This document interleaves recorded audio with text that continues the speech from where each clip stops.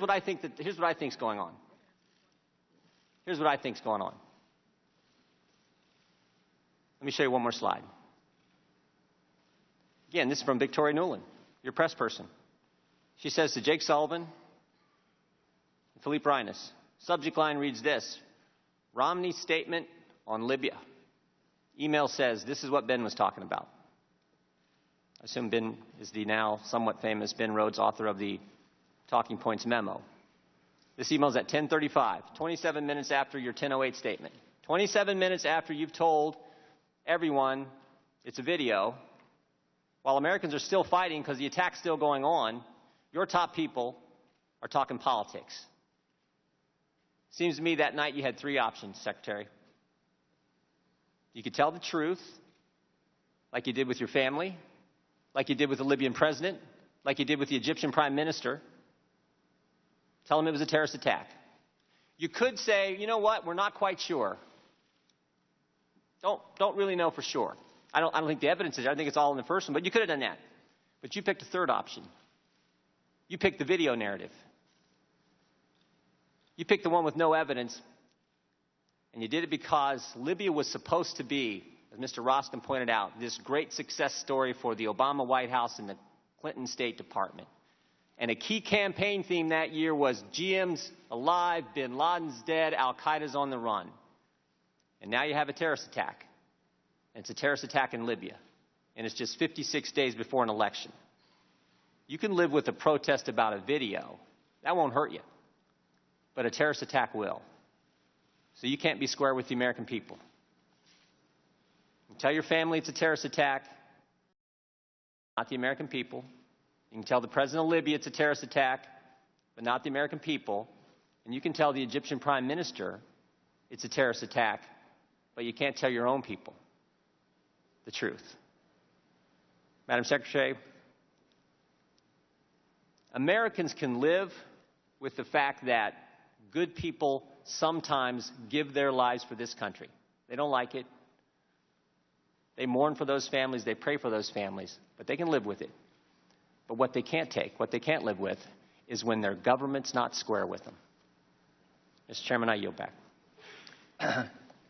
Madam Secretary, you're welcome to answer the question if you would like to. Well, I wrote a whole chapter about this in my book, Hard Choices. I'd be glad to send it to you, Congressman, because I think the insinuations that you are making do a grave disservice to the hard work that people in the State Department, the intelligence community, the Defense Department, the White House did during the course of some very confusing and difficult days. There is no doubt in my mind that we did the best we could with the information that we had at the time. And if you actually go back and read what I said that night, I was very careful in saying that some have sought to justify. In fact, the man that has been arrested as one of the ringleaders of what happened in Benghazi, Ahmed Abu Khattala, is reported to have said it was the video that motivated him. None of us can speak to the individual motivations of those terrorists who overran our compound and who attacked our CIA annex. There were probably a number of different motivations. I think the intelligence community, which took the lead on trying to sort this out, as they should, went through a series of interpretations and analysis.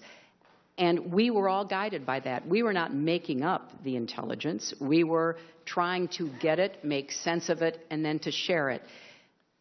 When I was speaking to the Egyptian prime minister, or in the other two examples you showed, we had been told by Ansar al-Sharia that they took credit for it. It wasn't until about 24 or more hours later that they retracted taking credit for Secretary it. Clinton? We also knew, Congressman, because my responsibility was for what was happening throughout the region, I needed to be talking about the video because I needed to be putting other governments and other people on notice that we were not going to let them get away with attacking us as they did in Tunis, as they did in Khartoum.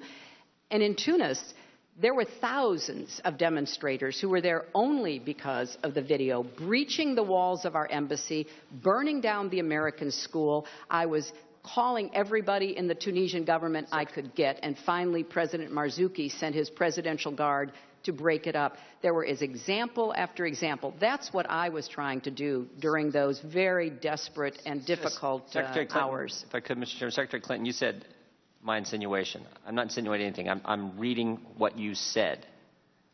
Plain language. We know the attack in Libya had nothing to do with the film. That's as plain as it can get. That's vastly different than vicious behavior justified by internet material. Why didn't you just speak plain to the American people? I did. If you look at my statement, as opposed to what I was saying to the Egyptian Prime Minister, I did state clearly, and I said it again in more detail the next morning, as did the President. I'm sorry that it doesn't fit your narrative, Congressman. I can only tell you what the facts were, and the Democratic members have pointed out in their most recent collection of them support this process that was going on where the intelligence community was pulling together information. And it's very much harder to do it these days than it used to be because you have to monitor social media, for goodness sakes. That's where the Ansar al-Sharia claim was placed.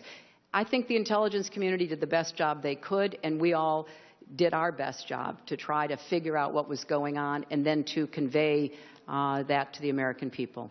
Gentleman's